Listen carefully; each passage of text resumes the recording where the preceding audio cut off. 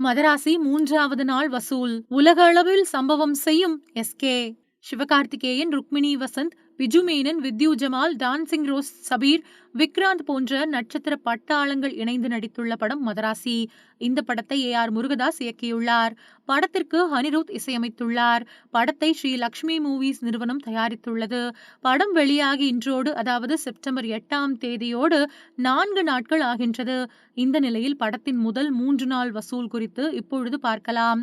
அமரன் படத்திற்கு பின்னர் மதராசி படம் வெளியாகி உள்ளதால் ரசிகர்களுக்கு இந்த படத்தின் மீது இயல்பாகவே எதிர்பார்ப்பு இருந்தது. இது மட்டும் இல்லாமல் அமரன் படம் கடந்த ஆண்டு தீபாவளிக்கு ரிலீஸ் ஆகி சுமார் 350 கோடிகளுக்கும் மேல் வசூல் செய்தது.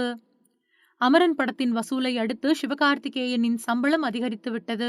அதிகமான சம்பளத்தை தக்க வைக்க வேண்டுமென்றால் மதராசி படத்தின் வசூல் கிட்டத்தட்ட 300 கோடிகளையாவது தொட வேண்டும்.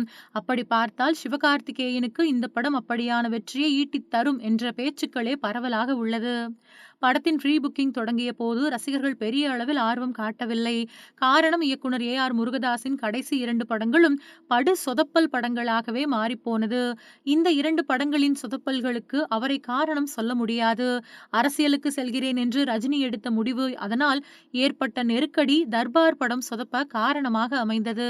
சிக்கந்தர் படத்தில் கதாநாயகனை முன்னிலைப்படுத்தும் காட்சிகளுக்கு முக்கியத்துவம் கொடுக்க வேண்டும் என்ற அழுத்தத்தால் படம் சொதப்பியது. அதனால்தான் ப்ரீ புக்கிங்கில் அந்த அளவுக்கு மந்த நிலை ஏற்பட்டது.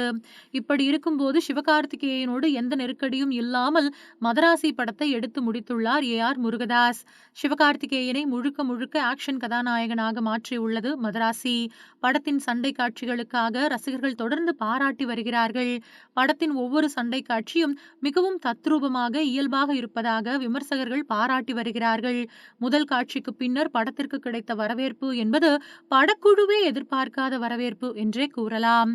முதல் நாள் மட்டுமே படம் தமிழ்நாட்டில் 12.8 கோடிகள் கிராஸ் கலெக்ஷன் செய்தது என்று படக்குழுவே அதிகாரப்பூர்வமாக தெரிவித்தது.